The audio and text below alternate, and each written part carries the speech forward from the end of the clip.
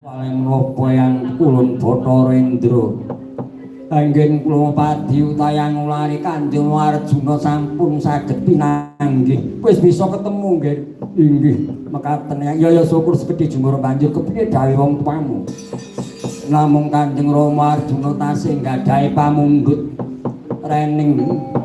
negari Ngamarta ing mangke nembe ketaman pagebluk awising buga sumana astra kuntatan dewanipun pangan ing nami Wang Bathari Sri daipun Kanjeng Rama kula kadhawan ngupadi wonten pundi dunungipun Wang Bathari Sri yang menawi kula boten saged pikantuk damel Kanjeng Rama boten kersa ngaken bilih kula menika madjanipun pola dalah dene ya mung gampang temen pamungguté wong tuwa yen pancen Ramangsa Arjuna sakake ya kuwi Wang Bathari Sri wektu dina iki Bathari Sri lagi mapan ana negara ujung Gripik ya nggih.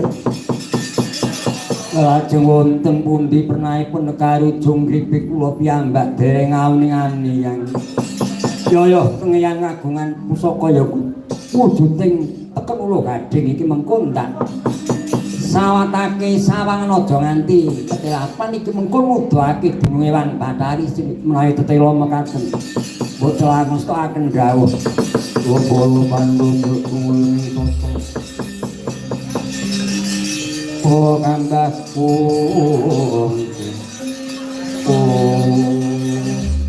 iki tontonan sing permati aja nganti ketilapan ya nggih inggih bocah langsung stokaken dawuh sanjaya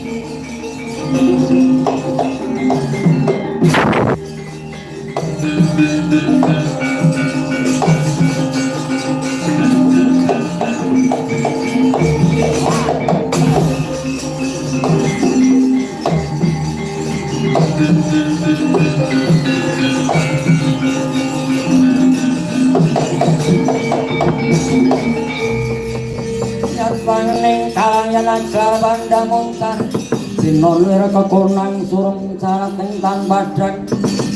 kasolan pajar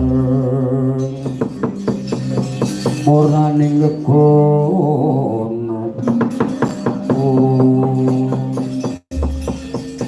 pukulun kula ingkang sowan pukulun iya iki wangde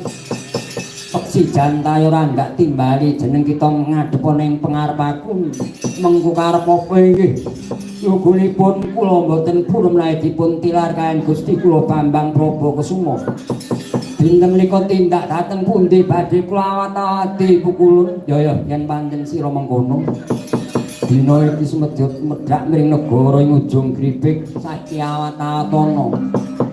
yen adoh cedhakana yen cedhak kudu mbok ayemu kang praekna ngati iki ngaten kula nyuwun pamit daya-daya badhe sukses Gusti Ambang Prabakusuma pukulun